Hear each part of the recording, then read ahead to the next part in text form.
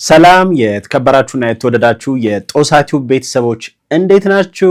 ዛሬ እንግዲህ በልዩ ሁኔታ ከሀገር ቤት ከጦሳቲው ስቱዲዮ ልዩ ፕሮግራም ወደ እናንተ እናደርሳለን።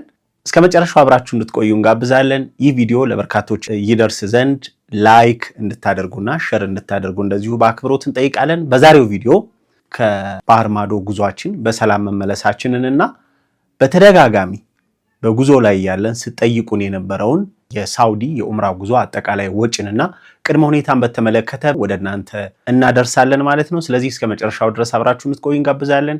35% እውነተኛና ታላቅ ቅናሽ ከባለ 1 መኝታ እስከ ባለ 3 መኝታ ቴምር ፕሮፐርቲስ በአዋሬና በሳር ቤት ላይ ይዘላችሁ መተናል።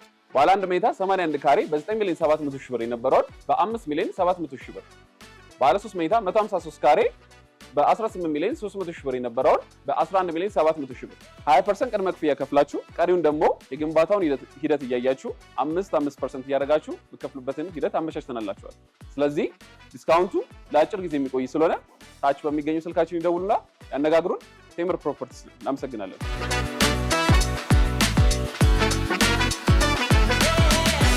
በቀጥታ ሄደው ብዙዎቻችሁ ወደ ጠየቃችሁኝ የሳውዲ የኡምራ ጉዞ አጠቃላይ ቅድመ ዝግጅቶችና ወጪዎችን በተመለከተ ነው። እንግዲህ አንድ ሰው ለኡምራ ጉዞ ለማድረግ ሲያስብ በሁለት መንገድ ነው መሄድ የሚችለው ማለት ነው። አንድ በግለሰብ ደረጃ ማለት በራሱ ቪዛውን ፕሮሰስ አድርጎ የቪዛ ሂደቱን አጠናቆ በራሱ ቲኬት ቆርጦ እዛም ከሄደ በኋላ ደግሞ ቤተሰብ ሊኖረው ይችላል ወይም የሚያርፍበት ቦታ ሊኖረው ይችላል፣ በራሱ ኡምራ ያደርጋል ማለት ነው። ይሄ በራሳችሁ የምታደርጉት ነገር ነው። እኔ አሁን የምነግራችሁ ግን የጉዞ ወኪሎች አሉ። በተለይ ከቅርብ ጊዜ ወዲህ ኢትዮጵያ ውስጥ እንደ ትልቅ ቢዝነስ የሆነ ነገር ነው። በጣም ብዙ የጉዞ ወኪሎች ወይም የትራቭል ኤጀንቶች ድርጅት አቋቁሞ ኡምራ የሚያስደርጉበት ሁኔታ አለ ማለት ነው። ስለዚህ በቡድን በጋራ ሆናችሁ ከበርካታ ሰዎች ጋር በጋራ ሄዳችሁ ነው የምታደርጉት። ከዚህ ከኢትዮጵያ ስትነሱ ጀምሮ ያለው ሂደት ምንድን ነው የሚለውን በቀጣይነት ወደ እናንተ አደርሳለሁ ማለት ነው። ብዙዎቻችሁ ውጭ ሀገር ያላችሁ ናችሁ እኔ ጠየቃችሁ፣ መካከለኛው ምስራቅም ሌላም ቦታ ያላችሁ ማለት ነው። እዛ ሆናችሁ እዚህ ያሉ በተለይ ገጠር ያሉ ቤተሰቦቻችሁን ኡምራ ማስደረግ የፈለጋችሁ ልጆች ናችሁ ጥያቄውን ያቀረባችሁልኝ። እንደ ጥቅል ለሁላችሁም መረጃ እንዲሆን እንግዲህ የጉዞ ወኪሎቹ ጋር የምታደርጉት ነገር ምንድነው? እናንተ ቀድማችሁ መዘጋጀት የሚጠበቅባችሁ ፓስፖርት ነው። እንግዲህ የፓስፖርት ሂደቱን ያው እናንተ ስትዋጡ ታውቁታላችሁ ብዬ አስባለሁ። ፓስፖርቱን ከያዛችሁ በኋላ የኡምራ ፕሮሰሱን የምትጀምሩት ምንድነው? ብዙ የጉዞ ወኪሎች አሉ። እዚህ ጋር ከሌ ማለት አልፈልግም። እኛ የሄድንበት ኑር ትራቭል የተሰኘውን ነው። በጣም ብዙ አሉ ብያችኋለሁ። ከ30 ከ40 በላይ ፌስቡክ ላይ ያሉ ማስታወቂያዎችን አይቻለሁ። በጣም ብዙ አሉ። እንደነገርኳችሁ ከቅርብ ጊዜ ወዲህ በጣም ውጤታማ እየሆነ የመጣ ቢዝነስ ነው ወይም አንድ የስራ ዘርፍ ሆኗልና በአንድ በኩል እነሱ በጣም አዋጭ ነው፣ በሌላ መንገድ ደግሞ ኡምራ ለማድረግ ለሚሄደው መንገደኛ በጣም ጠቃሚ ነው፣ እኔም ካየሁት አንጻር ማለት ነው። ስለዚህ እነሱ ጋር ልክ ፓስፖርቱ አልቆ አዘጋጅታችሁ እንደጨረሳችሁ አንድ የጉዞ ወኪል ትፈልጉና መደወል ነው። ደውላችሁ ለነሱ ጉዳያችሁን ትገልጻላችሁ፣ ትነጋገራላችሁ፣ ዋጋውን ይነግሯችኋል። እስካሁን ባለኝ መረጃ መሰረት ዋጋው እንግዲህ ከ130 ሺህ እስከ 150 160 ሺህ ነው። ይሄ ቋሚ ዋጋ አይደለም። ለምሳሌ እኛ ሄድ ነው 140 ሺህ ብር ነው በአንድ ሰው ማለት ነው። ለኔ 140 ለአባቴ 140 ወደ 280 ሺህ ብር አካባቢ ነው በአጠቃላይ። ይሄ ምን ያካትታል የሚለውን በዝርዝር እነግራችኋለሁ። ሁሉንም ነገራችሁን አይደለም የሚሸፍነው፣ አብዛኛውን ነገር ነው። ስለዚህ ዋጋው እንደ ሁኔታውና እንደ ወቅቱ ይለያያል ያልኳችሁ። ለምሳሌ ረመዳን ላይ 200 ምናምን ሺህ ብር ገብቶ አይቻለሁ፣ ማስታወቂያ የተለጠፈ። በተለይ ሞቃት አካባቢ ሲሆን ሊቀንስ ይችላል። አሁን ከረመዳን ውጭ ሆኖ ሞቃት አካባቢ ከሆነ ሰው በብዛት በዛ ሰዓት መሄድ አይፈልግም። እዛም ሄዶ ብዙ የሚጨንቅ ነገር ስላለው ዋጋው ዝቅ ሊል ይችላል። ዝቅም ቢልም ግን ከ130 በታች የሚወርድበት አጋጣሚ የለም። ከዛ ውጭ ቀዝቃዛ ሲሆን ያው ታውቁታላችሁ፣ ሳውዲ ላይ ቀዝቃዛ የሚሆኑበት ወቅት በተለይ በጥቅምት፣ ህዳር፣ ታህሳስ እስከ ጥር ባሉት ወራት፣ በተለይ እስከ ታህሳስ ባሉት ወራት ብዙ ጊዜ ይሄ 140 130 እንደዚህ አካባቢ ታገኛላችሁ። ወደ ረመዳን እየተጠጋችሁ ከሄደና አየሩ ደግሞ ምቹ ከሆነ ረመዳንም ደግሞ የራሱ የሆነ ፓኬጅ ስላለው ረመዳን ላይ ይጨምራል። ቀደም ሲል እንደነገርኳችሁ የኛ ለአንድ ሰው 140 ሺህ ብር ነው ማለት ነው። 140 ሺህ ብሩ ምን ያካትታል የሚለውን ስናይ ቪዛ ያሰራሉ። እናንተ ሙሉን ተነጋግራችሁ በቃ ምንም እዛ ጉዳይ ውስጥ የላችሁበትም። ቀብድ ትከፍላላችሁ። ከዛ በኋላ ፓስፖርት እና የሚያስፈልጉ መረጃዎችን ትልካላችሁ። ስለዚህ እነሱ ቪዛውን ያስጨርሳሉ፣ ትኬት ይቆርጣሉ። ከዛ በኋላ የበረራ ቀን ያሳውቋችኋል ወይም ቪዛችሁ መውረዱን ወይም ተጠናቆ እጃቸው ላይ መድረሱን ይነግሯቸዋል ወይም ኮፒውን ይልኩላቸዋል ማለት ነው። ከዛ በኋላ በዚህ ቀን ነው የምንሄደው የሚለውን ያው ታውቃላችሁ። ቀድሞም ይታወቃል። ከዚህ እስከዚህ ብለው ነው ማስታወቂያ የሚለጥፉት። ከህዳር 5 እስከ 15 ለ10 ቀን ነው ብዙ ጊዜ የሚደረገው። ከዚህ እስከዚህ ብለው ያሳውቋቸዋል። በዛ ቀን ነው የምትመዘገቡት፣ የምትነጋገሩት። ቪዛው እንደወረደ በዚህ ቀን ነው በረራ ይሏቸዋል። ከዛ በፊት እናንተ ከ2 ከ3 ቀን በፊት አዲስ አበባ መሄድ ያስፈልጋል። ኦሪንቴሽን ይኖራቸዋል። ኦሪንቴሽን ምንድነው? ገለጻ ይደረጋል። እዛ ሄደን እንዴት ነው የምንቆየው የምንንቀሳቀሰው። ቀደም ሲል እንደነገርኳችሁ እነሱ 2 ሰው 3 ሰው አይደለም ይዘው የሚሄዱት፣ በጣም በርካታ ሰው ነው። እንደ ሁኔታው ከ20 ሰው እስከ 50 60 ከዛም በላይ ይዘው ሊሄዱ ይችላሉ። እኛ በአጋጣሚ አሁን 30 አካባቢ ነበር። ስለዚህ ቅድመ ማብራሪያ ወይም ገለጻውን መከታተል ይኖርባቸዋል ማለት ነው። ከዛ በኋላ የበረራ ቀን በትክክለኛው ሰዓት ኤርፖርት ቀጠሮ ይያዛል። ከዛ በጋራ ይኮናል፣ ጉዞ ይጀመራል ማለት ነው።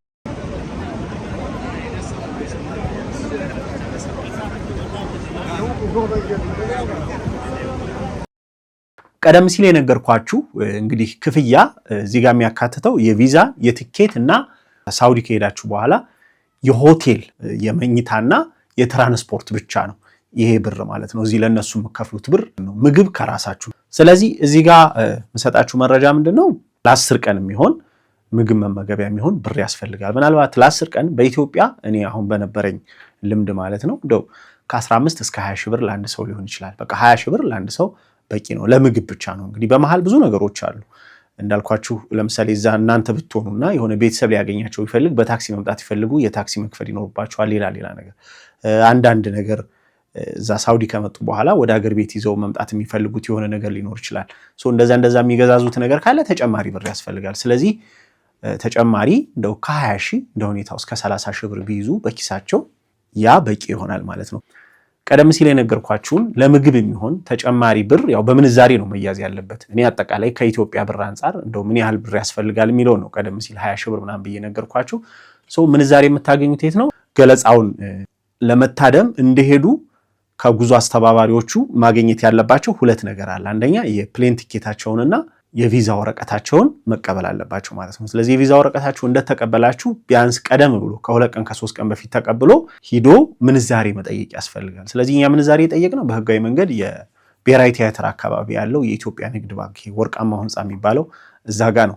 በእርግጥ ደንበኛ ከሆናችሁ ከተለያዩ ባንኮችን መጠየቅ ትችላላችሁ፣ ግን ፕሮሰስ አለው። ለምሳሌ እኔ አዋሽ ባንክ ጠይቄ ነበረ። ቀደም ብለህ መጠየቅ ነበረብህ። የሚሰጠው በካርድ ነው፣ በካሽ አንሰጥም። ለዛ ደግሞ 3-4 ቀን ፕሮሰስ ይፈልጋል ነው ያሉኝ። ስለዚህ ባለችኝ ቀን ሂጄ የነበረው ብሔራዊ ቲያትር አካባቢ ያለው ንግድ ባንክ ጋር ነው። እዛ እንግዲህ ይሰጧችኋል ማለት ነው። ስለዚህ የምንዛሬ መጠኑ እዛ የሚሰጠው እስከ 5000 ሪያል ነው። እንደፈለጋችሁት ሁኔታ ተጠይቃላችሁ፣ ግን ከፍተኛ ለብዙ ሰው ሲሰጡ ያየሁት እዛ 5000 ሪያል ነው ማለት ነው። ከዛ በታችም ያው የፈለጋችሁትን ትጠይቃላችሁ ማለት ነው። ስለዚህ ያለ ማድረግ ግን ቀደም ብሎ መጠየቅ ያስፈልጋል። ምናልባት እዛ ሳውዲ አካባቢ ሆናችሁ ከሆነ ኡምራውን የምታስደርጓቸው እዛ ከመጡ በኋላ እናንተ ልትሰጧቸው ትችላላችሁ። ግን ከዚሁ ከኢትዮጵያ ሲነሱ ጀምሮ ኪሳቸው ላይ በሪያል ቢኖር ጥሩ ነው። ምክንያቱም ጅዳ አውሮፕላን ማረፊያ ከደረሱ በኋላ ብዙ የሚያስፈልጉ ነገሮች አሉ። በእያንዳንዱ ሂደት ላይ ክፍያ የሚያስፈልገው ነገር ቢኖር ሳይጨናነቁ ከኪሳቸው አውጥተው መክፈል እንዲችሉ ከዚሁ ምንዛሬውን ይዘው ቢሄዱ የተሻለ ይሆናል ማለት ነው። ከዛ ውጭ ጅዳ ከተደረሳችሁ በኋላ ተጨማሪ ከምንዛሬ ሌላ ያስፈልጋል ብዬ የማስበው ነገር ሲም ነው። የሞባይል ሲም ካርዳቸው ያው ከሀገር ስትወጡ ከዚህ ስለማይሰራ ልክ ጅዳ እንደደረሱ እዛው ጅዳ ኤርፖርት ውስጥ ወይም ጅዳ አውሮፕላን ማረፊያ ውስጥ ሲም ካርድ የሚሸጡ የተለያዩ የሳውዲ ድርጅቶች አሉ። ስለዚህ እዛ ጋር ሄዶ መግዛት ይቻላል። ለምሳሌ እኔ ለ15 ቀን ለኢንተርኔትም እዛው ሀገር ውስጥ ማለትም ሳውዲ ውስጥ ለመደዋወል የተጠቀምንበት ሲም በአጠቃላይ 80 ሪያል ነው የገዛ ነው። 15 ቀን በደንብ በቅቶኛል ማለት ነው። ስለዚህ ሲም ካርድ እዛ ከሄዱ በኋላ ቀድመው ገዝተው ስልካቸው ውስጥ ያስገባሉ። በቀጥታ እናንተ ጋርም ወዲያውኑ መደዋወል ይችላሉ ማለት ነው። በኢሞም በቀደም አካውንት በቴሌግራም በምንም መገናኘት ትችላላችሁ። ስለዚህ ሲም ካርድ እዛው ኤርፖርት ውስጥ አለ። ከኤርፖርትም ውጭ ከወጡ በኋላ መዲናም መካም የትኛውም ቦታ ላይ ሲም ካርድ በቃ ተጓዦች ያሉበት አካባቢ ላይ ድርጅቶቹ ራሳቸው ያው ለራሳቸው ቢዝነስ ሲሉ ኦፊሶች አሏቸው፣ ትናንሽ ኬላዎች አሏቸው። እዛ ጋር ቁጭ ብለው የሚሰሩ ባለሙያዎች አሉ። በቀላሉ ሲም ካርድ ማግኘት ይችላሉ ማለት ነው። እንግዲህ የመጀመሪያ አሁን ጉዞ እንዳደረግን ጅዳ ላይ ነው የምትወርዱት፣ ጅዳ አውሮፕላን ማረፊያ ማለት ነው። ከዛ በኋላ እኛ ወደ መዲና እንሄድ ነው። አንዳንዶች ወደ መካ ይሄዳሉ፣ መካ ቆይተው ወደ መዲና የሚሄዱ ይኖራሉ። እኛ ግን ሄድ ነው መጀመሪያ መዲና ነው። መዲና ለ3 ቀን ቆየን። ስለዚህ ከጅዳ አውሮፕላን ማረፊያ ወደ መዲና የምትሄዱት በአውቶቡስ ነው። አውቶቡሱንም ቀድመው የሚያዘጋጁት እነዚያ የጉዞ ወኪል ናቸው። በአንድ ላይ ሆናችሁ ወደ መዲና ትሄዳላችሁ። መዲና ስትደርሱ ሆቴል ይኖራል። ሆቴሉ በተናጠል አይደለም። ለምሳሌ እኔና አባቴ ሄደናል፣ ለብቻችን አንድ ክፍል አይደለም የሚሰጠን። ይሄ በእኛ ሀገር ብቻ ወይም ደግሞ የኛ ጉዞ ወኪሎች ብቻ ያደረጉት ሳይሆን እንደው ኢኮኖሚካሊ የምንመዝነው በጣም ሀብታም ከሚባሉት እንኳን ሀገራት ከኢንዶኔዥያ ከሌላም ቦታ የሚመጡት ተጓዦች በጋራ ነው የሚይዙት። አንድም በጣም በርካታ የሆነ የኡምራ ተጓዥ ስለሚመጣ እያንዳንዱ ሰው በተናጠል ሆቴል መያዝ አይችልም። ሆቴሎቹም ሲስተሙን ወይም ስርዓቱን ያዘጋጁት እንደዚህ በጋራ ነው። ለብቻው መያዝ የሚፈልግ ሰው ሊይዝ ይችላል።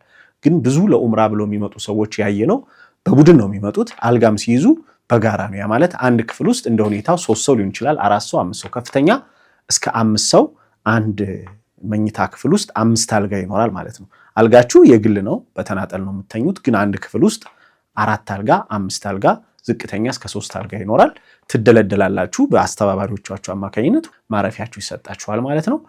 ሆቴሎቹ ብዙ ጊዜ ቅርብ ነው የሚሆኑት ለሐረም ወይም ለመስጊድ። ለምሳሌ መዲና ላይ ለመስጂድ አልነባዊ ቅርብ የሆነ ሆቴል ነበር የያዝነው።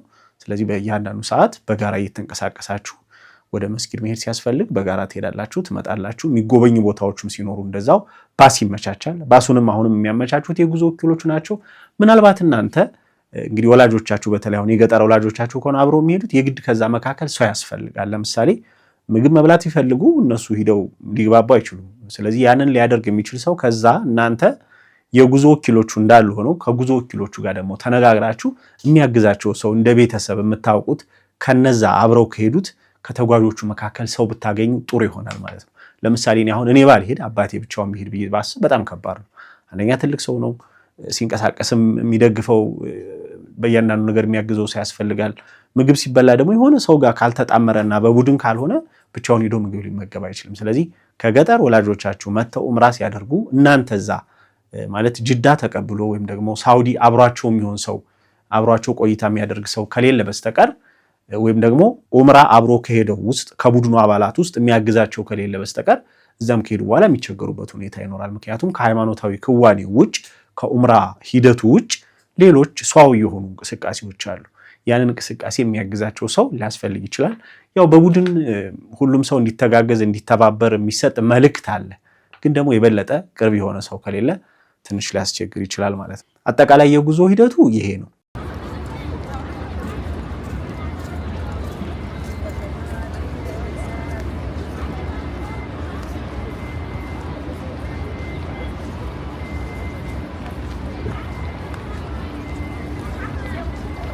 መካና መዲና ከቆየም በኋላ ሁሉም አብረው ነው የተመለሱት። በጋራ ትሄዳላችሁ፣ በጋራ ትመለሳላችሁ። ልክ 10 ቀኑ እንዳለቀ ወደ ኢትዮጵያ ሁሉም ተመለሱ። ያኔ ግን እኛ ጅዳ መቆየት ስለፈለግን እህቴን ማግኘት ስለነበረብንና እዛም አባቴም እግረ መንገድ አገር እንዲያይ ስለፈለግን ወደ ጅዳ ሄደናል። ጅዳ ስንሄድ ግን ከግሩፑ ተነጠልን። እንደዛ በግሩፕ አልጋ መያዝ ምናምን የለም ማለት። ስለዚህ በግል ሆቴል ያዝን። በጣም ውድ ነው።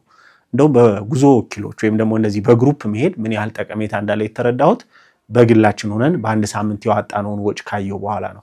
እንቅስቃሴ የምታደርጉት በግል ነው። ታክሲ መክፈል አለባችሁ። ከዛ ውጭ ሆቴሎች ውድ ናቸው። እኛ እንኳን የያዝነው 130 ሪያል ነው ለአንድ ምሽት ማለት ነው። ይሄን እንግዲህ 6-7 ቀን ስትቆዩ ምን ያህል እንደምትዋጡ እሰቡት። ስለዚህ በግሩፕ መሄድ ወይም ይሄ በጉዞ ወኪሎች አማካኝነት ኡምራ ማድረግ በጣም ጥሩ እንደሆነ ነው የተረዳሁት፣ በተለይ ከወጪ አንጻር። ከዛ ውጭ ደግሞ በግላችሁ ስትሄዱ ፕሮሰሱ ብዙ ነው። ለምሳሌ እኔ አሁን በግል አባቴን ይዤ ብሄድ ጅዳ አውሮፕላን ማረፊያ ከደረስኩኝ በኋላ ወደ መዲና መሄድ አለብኝ። ወደ መዲና ለመሄድ ባስ ዝም ብዬ አውቶቡስ ላገኝ ብል አልችልም። ከዚህ ስንሄድ በቀጥታ አውቶቡስ ያገኘ ነው። ለምንድን ነው? እነዚህ የጉዞ ወኪሎቹ ገና እዚህ እያሉ እዛ የሚያስተባብር ሰው አላቸው። ካምፓኒዎች ጋር ወይም ደግሞ ኩባንያዎች ጋር ተደዋውለው ቀድሞ ያስይዛሉ። አውቶቡስ ይዘጋጃል። ልክ ከአውሮፕላን ማረፊያ እንደወጣችሁ አውቶቡስ ትገባላችሁ። በግል ከሄዳችሁ ግን ለምሳሌ ባቡር አለ፣ በጣም ፈጣን ባቡር አለ። ከጅዳ ወደ መዲና የባቡር ቲኬት መቆረጥ አለበት። ያን ነገር ፕሮሰስ የሚያደርግ ሰው ሊኖር ያስፈልጋል። ለብቻ ከሄዳችሁ በቃ ይሄ ተረጋግታችሁ ኡምራውን ማድረግ አትችሉም፣ ወይም ደግሞ የመንፈሳዊ ነገሩ ላይ ማተኮር አትችሉም። ይሄንን አድርጌው ባሳገኝ ሆኖ እዚህ ጋር እንዴት ነው የምሆነው ሆቴል ምናምን በቃ አምሯችሁ በጣም ቢዚ ነው የሚሆነው። ምናልባት ግን እዛ ቤተሰብ ካለ እዛ እናንተ እየኖራችሁ ከሆነ በቀጥታ በግላችሁ ለምሳሌ ቪዛ ጠይቄያለሁ 38 or 40 ሺህ ብር አካባቢ ነው በግል ቪዛ ላሰራ ብትሉ የሳውዲ ቪዛ ማለት ነው የኡምራ ቪዛ 38-40 ሺህ ብር አካባቢ ያንን የሚያሰሩ ወኪሎች አሉ በራሳቸው። እነዚህኞቹ ምንድነው ይዘው የሚሄዱ ሳይሆኑ በቃ ቪዛዋን ብቻ ከፍላችሁ አስጨርሰው ይሰጧችኋል። ስለዚህ 40,000 ብር ከዛ በኋላ ትኬቱ ደግሞ ኦልሞስት ከ35,000 እስከ 40,000 ሊሆን ይችላል። ደርሶ መልስ 70,000 እስከ 80,000 ሊሆን ይችላል ለአንድ ሰው ማለት ነው። ሳውዲ ደርሶ መልስ ትኬቱ በሳውዲ አየር መንገድ፣ በኢትዮጵያ አየር መንገድ እንደ ቀን ሁኔታ እንደምትቆርጡበት መንገድ ዋጋው ሊለያይ ይችላል። በአቨሬጅ ግን 70,000 ብር ገደማ ነው እንግዲህ የአንድ ትኬት ዋጋ። ስለዚህ 70,000 የአውሮፕላን ትኬት 40,000 ቪዛ 110,000 ብር አካባቢ ደረሰ። እዛ 10 ቀን ትቆያላችሁ። ሆቴል፣ ትራንስፖርት ምናምንና በግል ሂጄ ብላችሁ ስታስቡት ትንሽ ወጪም ከባድ ነው። እያንዳንዱ ነገር ደግሞ ማኔጅ ማድረጉ በራሱ እናንተ ቢዚ ነው የሚያደርጋችሁ። ዑምራውን ተረጋግተው እንዳታደርጉ ነው የሚያደርጋችሁና ወላጆቻችሁ ሲሆኑ ደግሞ ሰቡት። ምናልባት እዛ እናንተ ተቀበላችኋቸው እናንተ በጋራ ከነሱ ጋር የምታደርጉ ከሆነ እሱ ጥሩ ሊሆን ይችላል ማለት ነው። ከዛ ውጭ ወላጆቻችሁ ከጉዞ ወኪሎቹ ጋር እዚህ ፕሮሰሱን ጨርሰው ሳውዲ ከመጡ በኋላ አብራችኋቸው ከነሱ ጋር ዑምራ ማድረግ ብትፈልጉ 10ዋን ቀን ማለት ነው ከጉዞ ወኪሎቹ ጋር ትነጋገራላችሁ። ማለትም እናንተ ያላችሁ ሳውዲ ነው። አባቴ ወይም እናቴ ከእናንተ ጋር ከመጣሽ በኋላ እዚህ እኔ እናንተ ጋር 10 ቀን መቆየት ፈልጋለሁ የሚለውን ትነግሯቸዋላችሁ ማለት ነው። ምናልባት አሰሪዎቻችሁ ፈቅደውላችሁ ለ10 ቀን ዑምራ እንድታደርጉ ፍቃድ ከሰጧችሁ በዛ መንገድ የጉዞ ወኪሎቻችሁ ጋር ቀድማችሁ ተስማማላችሁ። ስለዚህ የእናንተ ወጪ ምንድነው የሚሆነው? 10 ቀን ወላጆቻችሁ ጋር አልጋ ትይዛላችሁ። ያንን አልጋ ማን ነው የሚያመቻችሁ? የጉዞ ወኪሎቹ ከወዲሁ ሆቴሉን ሲይዙ ወይም እዛ አልጋውን ሲያመቻቹ እና የእናንተን ቁጥር ጨምረው ታሳቢ አድርገው ይነጋገራሉ ማለት። ስለዚህ እናንተም ዋጋ አውጥታችሁ ትነጋገራላችሁ ማለት ነው። ስለዚህ የባስ አለ እንግዲህ ባስ የሚያዘው 30 ሰው ከሆነ ያው ሙሉ ባስ ነው ለእናንተ ተጨማሪ ብሎ ለትራንስፖርት ያወጡም። ስለዚህ አስተያየት አድርገውላችሁ የትራንስፖርት ወጪና የሆቴል ወጪ ላይ ተጨማሪ ሂሳብ መክፈል ይጠበቅባችኋል ማለት ነው። ይሄ እንግዲህ እንደ ሰው ሁኔታ አንዳንዱ ስግብግብ ከሆነ በጣም ሊቆልልባችሁ ይችላል። ደግሞ ሚዛናዊ ሰው ከሆነ ደግሞ እንደ ሁኔታው። ስለዚህ አንድ ሳምንት ለሆቴልና ለትራንስፖርት ብቻ ከቦታ ቦታ ስትንቀሳቀሱ ባስ ስለምትጠቀሙ አብራችሁ ያንን ታሳቢ አድርገው የተወሰነ ብር ያስከፍሏችኋል። እንደው ምናልባት ይሄ አሁን እዛ ያለውንም ነገር አጠቃላይ ሳየው ያን ያህል አሁን ከ20,000 ብር በላይ በቃ ከ500 ብር ሪያል በላይ መክፈል አለባችሁ ብዬ አላስብም። እስከ 500 ሪያል ድረስ ማለት ነው። ግን በጣም እንደነገርኳችሁ እንደየሰዎቹ እይታ ከዛም በላይ ሊያስከፍሏችሁ ይችላሉ። ግን ከ300 እስከ 500 ሪያል ብትከፍሉ ፍትሃዊ ይሆናል ማለት ነው። አሰሪዎቻችሁን አስፈቅዳችሁ ጅዳ ኤርፖርት ላይ ተጠብቁና አብራችሁ ወላጆቻችሁን ይዛችሁ አንደኛ ቤተሰቦቻችሁን በደንብ እያገዛችሁ አይቸገሩም። ቁርስ ምሳራት ሲመገቡ ሲንቀሳቀሱ ምን ሲሉ በእያንዳንዱ ሁኔታ እናንተ አብራችኋቸው ናቸው። ከዛ ውጭ ደግሞ እናንተም ከወላጆቻችሁ ጋር ዑምራ የማድረግ ትልቅ እድል ታገኛላችሁ ማለት ነው። ስለዚህ እዚህ ጋር እንግዲህ እናንተም እግረ መንገድ አብራችሁ ዑምራ የምታደርጉበት እድል አለ።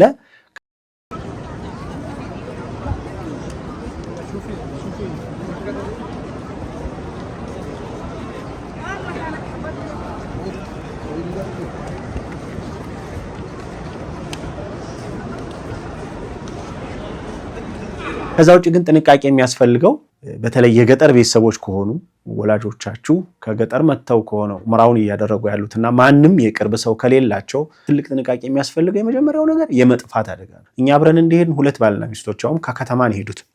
ከተማ የሚኖሩ ሰዎች ናቸው። በአጋጣሚ ግን እዛ በተለያየ ሁኔታ ኤርፖርት ውስጥ ግብት ብላችሁ ቀጥታ ወደ መዲና አትሄዱም። ያው ፕሮሰሱን ታውቁታላችሁ ብዙዎቻችሁ ወደ ውጭ ሀገር ጉዞ የምታደርጉ ሰዎች። የመጀመሪያው ወደ ሀገር ውስጥ ስትገቡ የኢሚግሬሽን አለ። ያንን ቼክ ተደርጎ ምናምን ነው ወደ ሀገር ውስጥ መግባታችሁን። ከዛ በኋላ ሻንጣ ትቀበላላችሁ ምናምን። በዛ ሂደት ውስጥ መጓተታል። የሆነ ሰው ፕሮሰሱ ያልቅለትና ተለያየ ቦታ ላይ ተሰለፉና የሆነ አካባቢ ላይ ለምሳሌ በዛኛ የተሰለፉ ሰዎች እዛ አካባቢ ያለው ሰውዬ ቶሎ ፈጠን አድርጎት የሚሰራውን ስራ ሊያልፉ ይችላል። ግማሹ ሰው ወደኋላ ይቀራል። ያኔ መጠባበቅ ከሌለ አንድ ወደፊት አንድ ወደኋላ ሲሄድ የሆነ ቦታ ላይ የሆነ ችግር ይፈጠራል ማለት ነው። ስለዚህ በዛ ሂደትኛ ባልና ሚስቶች ጠፍተው 2 ትላልቅ ሰዎች ማለት ነው በጣም ብዙ መከራችንን በልተን ኤርፖርት 10 ተኩል ደርሰን እስከ ምሽቱ 1 ሰዓት ተኩል ድረስ እነሱን ስንፈልግ ቆይተን መጨረሻ አተናቸው ወደ መዲና ጉዞ ከጀመርን በኋላ መንገድ ላይ ግን ሰዎቹ ተገኝተው በታክሲ ደረሱብን ማለት ነው። ስለዚህ ጠፍተው በእርግጥ ምንም የተለየ ችግር የለውም። ግን ለወዲያው የሚፈጠር ትልቅ ችግር ምንድነው? ይደናገጣሉ። እንግዲህ ከገጠር የመጡ ሰዎች ውጭ ሀገር ያውም እንኳን ውጭ ሀገር እዚህ ደሴ ወይም አዲስ አበባ ሄደው ቢጠፉ ምን ያህል እንደሚደነግጡ በቀላሉ እንኳን እንዲሁኝ ነው ብለው የሚዋሩት የሚግባቡት እንኳን ሰው እያለ ይደነግጣሉ። እዛ ጭራሽ የሚረዳቸው ሰው ባጠገባቸው ማንም ሀበሻ በሌለበት ሁኔታ ቢጠፉ ድንጋጤው ከፍተኛ ችግር ነው የሚፈጥረውና ከዛ አንፃር ትልቅ ጥንቃቄ ሊወሰድ የሚገባው የመጥፋቱ ነገር ሊታሰብበት ይገባል ብዬ አስባለሁ። ስለዚህ ለዚህ ምንድነው አንደኛ እንዲረጋጉ ንገሯቸው። ይሄ መደናገጥ አለ። ቀድመውኝ ይሄዳሉ ብሎ አንዳንዶቹ አሁን ፈጥነው ይሄዳሉ። እኔ ራሱ አደራ የተሰጡ ወላጆች ነበሩ እንደዚህ አንድም ማቃቸው ልጆች እዛ ውጭ አሉ ነበሩና በቃ ሳታስቡት እናንተ ተረጋግታችሁ እየሄዳችሁ እነሱ ግን ይደነግጡና የሆነ ሰው ሲሄድ ካዩት ተከትለው ትተዋችሁ ይሄዳሉ። እናንተ በዛ ሰዓት መሃል ላይ እናንተ ሌሎቹን ሰዎች ከኋላ ማኔጅ እያረጋችሁ ወይም እየጠበቁኝ እነዛኞች ደግሞ ትተውኝ ይሄዳሉና እንዲህ አይነቱ ነገር ትንሽ ውስብስብ ስለሆነ የመጀመሪያው ነገር እንዲረጋጉ መንገር ነው። ከዛ ውጭ ደግሞ አንድ ሰው እንዲከተሉ ቢያንስ አንድ ሰው እዚሁ ኢትዮጵያ እያሉ ብትችሉ የገለጻ ቀን አለ ብያችኋለሁ አይደል? አዲስ አበባ ተገናኝታችሁ ማብራሪያ የሚሰጥበት የዛኔ አንድ ሰው ይዟቸው እንዲሄድ አዲስ አበባ ያለ ቤተሰብ የቅርብ ሰው ካለ ይዞ ይሄድና እዛ ከተሰበሰቡት የኡምራ ተጓዦች ውስጥ ለአስተባባሪዎቹም ነግሮ እዛ ውስጥ ካሉት ከሚጓዙት ውስጥ አንድ ሰው ተዋውቆ አደራ መስጠት እዛው በተቻለ መጠን። እንግዲህ እንደየሰው ሁኔታ ይለያያል። የምንሄደው ለመንፈሳዊ ጉዞ ነው ምናምን ኃላፊነት ወስዶ ከራሱ አልፎ ሌላ ሰው ቢያግዝ ትልቅ ነገር ነው። ግን ደግሞ ያው ይሄ እንደየሰው ይወሰናል። የግድ እምነት ልጥሉበት አትችሉም። አንድ ሰው እዛ ከሄደ በኋላ ደግሞ ሰው ምንም መንፈሳዊ ጉዞ ቢሆን የሚያደርገው ከጋራ ዱዓው ከመስጊድ ቆይታ ውጭ ባለው ነገር ለብቻው እንቅስቃሴ ማድረግ ይፈልግ ይሆናል። እዛ ላይ አትገድቡትም። ስለዚህ ሁነኛ ሰው ማግኘቱ ትንሽ አሳሳቢ ቢሆንም ግን ትክክለኛ ሰው መፈለጉ የግድ ነው። ሁለተኛው መረጃ። ቀደም ሲል እንደነገርኳችሁ ስንሄድ ሁለት ሰዎች ጠፉ፣ ስንመለስ ደግሞ አንድ እናት ጠፉ። እኛ ስንመለስ አብረን አልተመለስንም። 10 ቀን እንደነገርኳችሁ ቆይታ አድርገው እነሱ ወደ ኢትዮጵያ ሲመለሱ እኛ ጅዳ ቆይታ አደረግን ማለት ነው። ስለዚህ ያኔ ሲመለሱ አንድ እናት ጠፍተው ሳይሆን መረጃ አውጡ ሲባል እንግዲህ ልክ ኤርፖርት ገብተው ቼኪን ላይ ወይም የጉዞ ማረጋገጫ እየተደረገ ባለበት ሰዓት ላይ ፓስፖርታቸው የለም። ስለዚህ ለዛ ምንድነው የሚያስፈልገው? ቀድሞ ያ ምናልባት የጉዞ ወኪሎቹን ክፍተት ይመስለኛል። ያው እዚህ ጋር ምንም ማስመሰል ስለማልችልበት በግልጽ መናገር አለብኝ። እያንዳንዱ ሂደት ላይ ትላልቅ ሰዎች ካሉ በእያንዳንዱ ሁኔታ ውስጥ ቼክ መደረግ አለበት። ይዛችኋል። ለምሳሌ እነዛ ሰዎች ኤርፖርት ከመግባታቸው በፊት ቀደም ብሎ አንደኛ ከሆቴላቸው ሲነሱ ትላልቅ ሰዎችን የሆነ ሰው መድቦ እስኪያውጡ መረጃችሁን ይዛችኋል፣ ፓስፖርት ይዛችኋል፣ ቪዛችኋል እንዲህ የሚለው ነገር ቼክ መደረግ አለበት።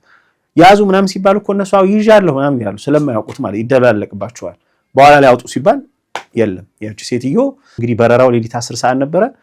ሌሎቹ እያሳዩ መረጃቸውን ሲገቡ ሴትዮ አቀሩ። እነዛ ሰዎች አይቀሩ የነዛን ጉዞ ሊሰናከል ነው፣ ሊደነቃቀፍ ነው። ስለዚህ ምንም አማራጭ የለም። ኤርፖርት ላይ ትተዋቸው ሄዱ። ያቺ ሴትዮ ከሌሊቱ 10 ሰዓት የጀመሩ እስከ ጧት ድረስ እንግዲህ ትተዋቸው ሄደው በእርግጥ ዝም አላሉም። አስተባባሪዎቹ የቻሉትን እያደረጉ ነበረ። በመጨረሻ ከጉዞ አስተባባሪዎቹ መካከል ሌላ ቡድን ይዞ የሄደ አንድ ሰው ነበረ። እሱ ከመካ ጅዳ ሄዶ ሴትዮዋን እንደገና አግኝቶ በተለያየ መንገድ ተጻጽፈው እንደገና መካ ይዟቸው መጥቶ 2-3 ቀን አድረው ሌላ ትኬት ተቀይሮ ሌላ ፕሮሰስ ተደርጎ ከ3 ቀን ከ4 ቀን በኋላ ይመስለኛል ወደ ኢትዮጵያ የመጡት።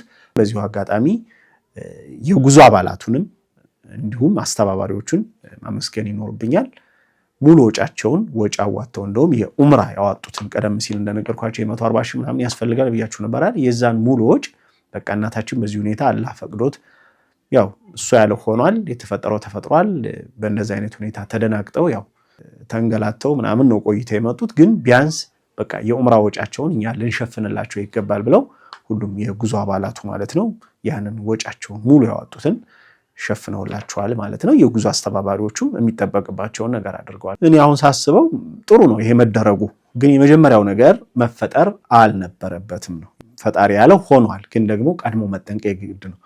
እናታችን ገና ከሆቴላቸው ከመውጣታቸው በፊት ፓስፖርት መያዛቸው ቼክ ቢደረግ፣ ጉዞ ባስ ላይ ያሉ ገና ቼክ ቢደረግ፣ ከባስ እንደወረዱ በቃ የግድ ነው። የማስተባበር ስራ እንጀራችሁ እስከሆነ ድረስ በተለይ የጉዞ ወኪሎች ብታስቡበት። የኛ የጉዞ ወኪሎች በጣም ጥሩ ናቸው። እንደነገርኳቸው ይፈጠራል አንዳንዴ ያው የሚያጋጥም ነገር።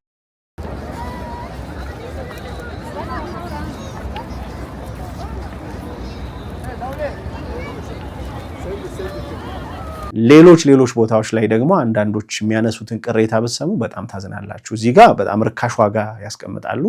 እናንተ ዋጋውን አይታችሁ እዛ ከሄዱ በኋላ ግን ከሆቴሉ ጀምሮ በቃ አንዳንዴ ይሄ መንፈሳዊ ስራ ነው አይደል? ይሄ መቼም ንግድ ነው። በእርግጥ እነሱ ላይ አተርፉ ነው የገቡበት። ግን ደግሞ ይሄ እንደማንኛውም ሸቀጥ ወይም ዕቃ ገዝቶ እንደመሸጥ አይደለም።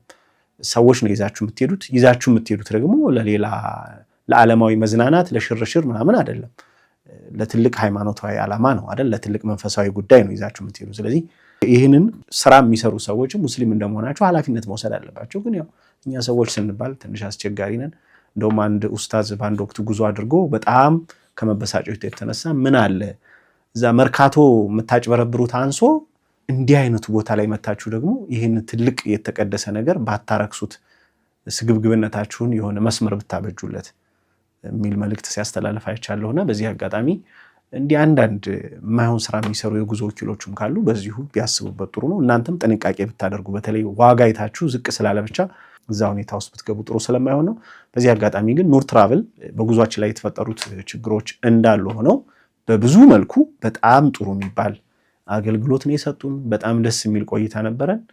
የማስተባበር ሚናቸውም ነው ያንን ችግር በቀላሉ ሃንድል ማድረግ የተቻለው። እናታችን እንደዚህ አይነት ችግር ቢፈጠርም አንደኛ ወዲያውኑ ራሳቸው ኃላፊነት ወስደው ጧት ሄደው እናታችን ወደ መካ አምጥተው በምንም ሁኔታ ችግር ሳይፈጠር እንደውም መካ መጥተው እንደገና ጧፍ እያደረጉ ሐረም እየሄዱ እየሰገዱ ዱዓ እያደረጉ እንዲቆዩ አድርገው ከዛ ደግሞ አመቻችተው ከ3 ከ4 ቀን በኋላ በስነ ስርዓት ወደ ሀገራቸው እንዲመለሱ አድርገዋል ማለት ነው። እንደ ጥቅል የነበረን ቆይታ በጣም ጥሩ ነው ብዬ አስባለሁ ማለት ነው። እንግዲህ እኛ የነበረን አጠቃላይ ቆይታ ይሄንን ይመስል ነበረ። እናንተም እንግዲህ ፈጣሪ ፈቅዶ የልባችሁ የህልማችሁ ተሳክቶ ወላጆቻችሁን ኡምራ ማስደረግ ከፈለጋችሁ ይሄንን ሂደት መከተል ትችላላችሁ። በተቻለ መጠን ከዚህ በፊት ጉዞ ያደረጉ ሰዎችን ብትጠይቁ፣ ለምሳሌ ይሄኛውን ትራቭል መርጣለሁ ያኛውን ትራቭል መርጣለሁ ስትሉ ከዚህ በፊት ጓደኞቻችሁ ወላጆቻቸውን አስደረገው ከሆነ ወይም ኡምራ ያደረገ ሰው የምታውቁት ካለ እሱን ደውላችሁ መረጃ መቀበል፣ እንዴት ነበር ጉዞ፣ ምን ጥንካሬዎች ነበሩ፣ ጥሩ ናቸው የሚለውን መረጃ ትቀበሉና ከዛ በኋላ ተነጋግራችሁ ትሄዳላችሁ ማለት ነው። ምናልባት ሌላ አንድ ያልነገርኳችሁ ነገር ከኢትዮጵያ ስትሄዱ የጉዞ ወኪሎቹ ወጣት ከሆናችሁ አሁን እኔ ተያዥ ያስፈልገኝ ነበር። ተያዥ ያስፈልጋል ምንድነው? በኡምራ ሰበብ ሂዳችሁ በተለይ ወጣቶች ውጭ ሄደው እንዳይጠፉ ይሰጋሉ። ምክንያቱም እኔ አሁን ሂጄ ባልመለስ አባቴን ወደ ሀገር ቤት ልኬ በዛው ብጠፋ እነዚህ የጉዞ ወኪሎቹ ይጠየቃሉ።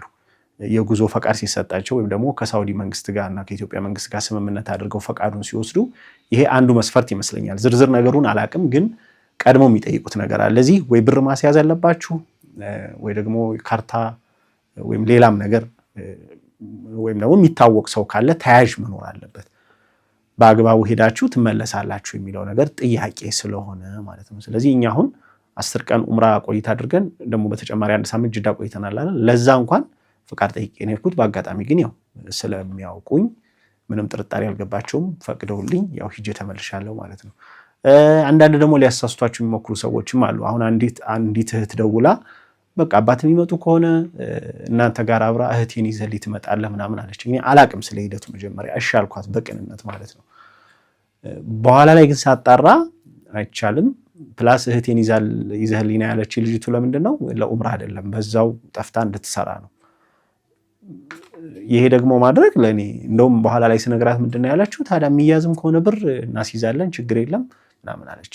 እንግዲህ ለመንፈሳዊ ጉዞ እየሄዳችሁ ቀርቶ እኔ በሌላም ቀን እንዲህ አይነት የዋሽቶ ማጭበርበር እንዲህ አይነት ነገር ፈጽሞ የማላደርገው ነገር ነው፣ የማላምንበት ነገር ነው። እንኳን ደግሞ ለኡምራ እየሄዳችሁ ጭራሽ ትመለሳለች ኡምራ ልታደርግ ነው ብላችሁ ገንዘብ አስይዛችሁ እዚህ ጋር ዋሽታችሁ ምናምን ሄዳችሁ እዛ እንድትጠፋ ማስደረግ ይሄ ከኔ ህሊና ጋር አብሮ የሚሄድ ስላልሆነ ያው እህቴ ይቅርታ በዚህ መንገድ ልተባበርሽ አልችልም ብያት ቀርቷል ማለት ነው። ስለዚህ በተለይ ከዚህ የሚሄድ ወጣት ሰው ካለ ማለት ከወላጆቻችሁ በተጨማሪ ወላጆቻችሁ ላይ ያን ያህል ብዙ ችግር አይኖርም።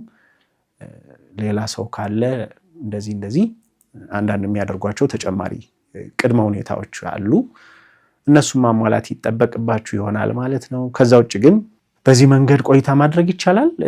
አንዳንዶቻችሁ ደግሞ ለኡምራ ከመጡ በኋላ 10 ቀኑን ጨርሰው ወደ ኢትዮጵያ ሳይመለሱ እናንተ ጋር ቆይታ እንዲያደርጉ ትፈልጉ ይሆናል። ለምሳሌ ኢጃዛ ቤት ወይም ደግሞ ቤት ተከራይታችሁ በግል የምትኖሩ ከሆነና ወላጆቻችሁም እናንተ ጋር አብረው 15 ቀንም ወርም አርፈው ሳውዲ በደንብ ተጫውተው ረፍት አድርገው እንዲመጡ ከፈለጋችሁ እሱ መነጋገር ይኖርባችኋል ማለት ነው። ትኬቱ መራዘም አለበት። ለምሳሌ ከዚህ ሲቆርጡኛ በ8 ሄደን በ18 የምንመለስ ከሆነ የደርሶ መልስ ትኬት ነው የሚቆርጡት እዚህ። ስለዚህ እናንተ ተጨማሪ ከፍላችሁ የመመለሻ ቀን ትኬቱን እንዲያራዝሙላችሁ፣ ለምሳሌ በ18 ከሆነ የምትመለሱት እናንተ ተጨማሪ 1 ወር ከፈለጋችሁ ለዛኛው አርገው ቀኑን እንዲያስተካክሉት ትነጋገሩና በዛ ቀን ትኬቱ ይስተካከላል። ተጨማሪ ክፍያውን ትከፍላላችሁ። ወላጆቻችሁ እናንተ ጋር ቆይተው በቀላሉ ወደ ኢትዮጵያ ይመለሳሉ ማለት ነው። ስለዚህ ይሄንን ማድረግ ትችላላችሁ። ቪዛው 90 ቀን ነው የሚለው፣ 3 ወር መቆየት ይችላሉ። ለምሳሌ እኛ ያው ብዙ እንዳንቆይ የሚያደርጉ ምክንያቶች ስላሉ ነው እንጂ 90 ቀን መቆየት እንችላለን ወይም 3 ወር መቆየት ይቻላል የኡምራ ቪዛው ማለት ነው። እንደውም ቀደም ሲል የነበረውን አንዳንድ ሰዎች መረጃ እንደሰጡኝ የኡምራ ቪዛው ብዙ ጊዜ መመላለስ የምትችሉበት ነበር። ለምሳሌ በ90 ቀን ውስጥ አንድ ሰው ሳውዲ ደርሶ መጥቶ ከዛ ያ 90 ቀን ሳያልቅ ደግሞ መልሶ ሄዶ መምጣት የሚችልበት ነበር። ይሄ ግን አንዳንዱ ሰው ለኡምራ እያለ ወደ ቢዝነስ ወይም ደግሞ ወደ ንግድ ስለቀየረው ሁኔታውን ወደዛም ወደዚህም እያሉ የንግድ ስራ የሚሰሩ ሰዎች ስለበዙ አንድ ጊዜ ብቻ ነው አሁን የምትችሉት። ለምሳሌ እኛ የኡምራ ቪዛ ወጣን አይደል፣ ሄድን ተመለስን፣ በቃ አለቀ ተቃጠለ ማለት ነው። በዚህ 90 ቀን ውስጥ 90 ቀን ስላለን ምናምን ተመልሰን እንደገና ሳውዲ መሄድ አንችልም። በቃ አንድ ጊዜ ብቻ ነው የሚቻለው ማለት ነው።